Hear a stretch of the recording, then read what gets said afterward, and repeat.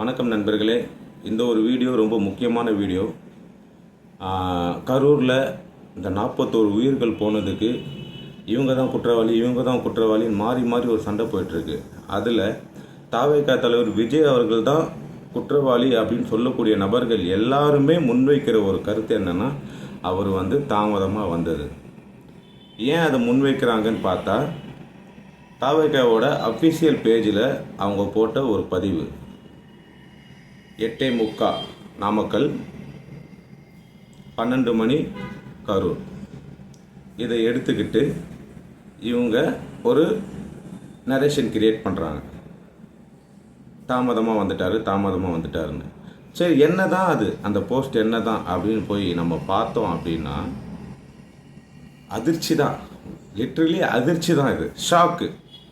ஒரு நபரை எப்படி குற்றவாளி ஆக்குறாங்க அப்படின்ற கேள்விக்கு தான் இங்கே வரேன் நான். அந்த போஸ்ட் எடுத்து நான் உங்களுக்கு இப்போ படித்து காட்டுறேன். உங்களுக்கு ஷாக்காக இருக்கும் நிஜமாகவே. இப்போ இவ்வளோ பெரிய பாலிடிக்ஸுமே இந்த காலதாமதம் வச்சு தான் நடக்குது. விஜயை குற்றவாளியாகவே அங்கே தான் ஃப்ரேம் பண்ணுறாங்க. அதுக்கான ஒரு பதில் இந்த வீடியோ பாருங்கள். இது அஃபிஷியல், இவ்வளோ பிரச்சனைக்கும் காரணமான அந்த போஸ்ட்டில் என்ன போட்டிருக்காங்க தாவேகா தரப்புலேருந்து பாருங்கள்.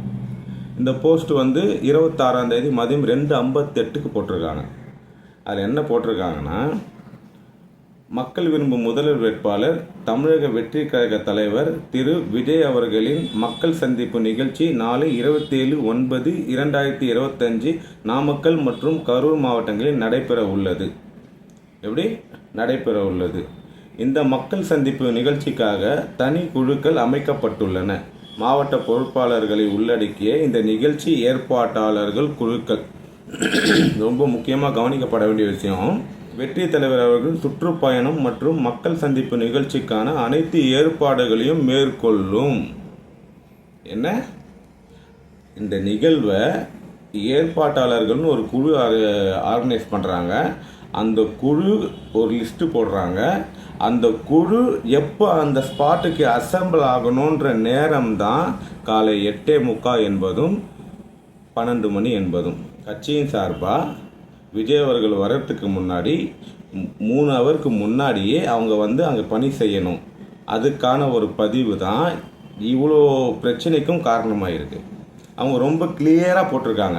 அந்த ஏற்பாட்டாளர் குழு லிஸ்ட்டே கொடுத்துருக்காங்க. அந்த லிஸ்ட்டில் நிகழ்ச்சி ஏற்பாட்டாளர்கள் சதீஷ்குமார், விஜய் ஒரு 10 பேர். கரூர்லேயும் அதே மாதிரி தான், மதியழகன், பாலசுப்ரமணியம் ஒரு 10 பேர். இவங்க யாருன்னா 12 மணிக்கு அங்கே ஸ்பாட்டுக்கு போய் நிகழ்ச்சியை ஏற்பாடு செய்யணும்.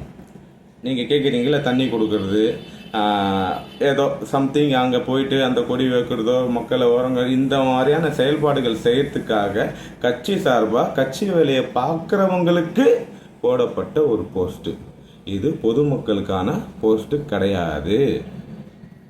அதுலேயும் இந்த 2 போஸ்ட்லேயும் உங்களுக்கு சந்தேகம் இருந்ததுன்னா, இந்த போஸ்ட்டில் எங்கேயுமே 8:45 விஜய் அவர்கள் அங்கே வரப்போகிறாருன்னு பதிவு பண்ணப்படலை. 12 மணிக்கு கரூருக்கு வருவார்னு பதிவு பண்ணப்படலை. ஸோ இந்த பேப்பர் கீழ்ந்து விட்டது. இனி இந்த காலதாமதத்தை வச்சு நீங்கள் அரசியல் பண்ணணும்னா அதுக்கு வாய்ப்பு இல்லை. வேறு ஏதாவது காரணங்கள் இருக்கலாம், நீங்கள் தேடுங்க, அது பார்ப்போம். ஆனால் காலதாமதம் ஆகலை. அஃபீஷியலாக இவங்க கரூரில் 3 to 10 வாங்கினாங்க இல்லையா, அதுக்கு 3 ஹவருக்கு முன்னாடி 12 மணிக்கு நிகழ்ச்சி ஏற்பாட்டாளர்கள் அங்கே போய் பணி செய்யணும். மக்களுக்கு தேவையான வசதிகள் செஞ்சு கொடுக்கணும். அது போதுமான அளவு இல்லைன்றது வேற. ஆனால் இந்த பணிகளுக்காக போடப்பட்ட ஒரு போஸ்ட்டு தான் அந்த ட்விட்டர் போஸ்ட்டு. இது என் மனசாட்சிக்கு விரோதம் இல்லாமல் நான் போட்ட ஒரு விஷயம். எனக்கு இதனால் ப்ராப்ளம் வரலாம். ஆனால் நியாயத்தின் பக்கம் நின்னோம் அப்படிங்கிற ஒரு மன திருப்தியோடு நான் இந்த வீடியோ உங்களுக்கு போடுறேன். நன்றி.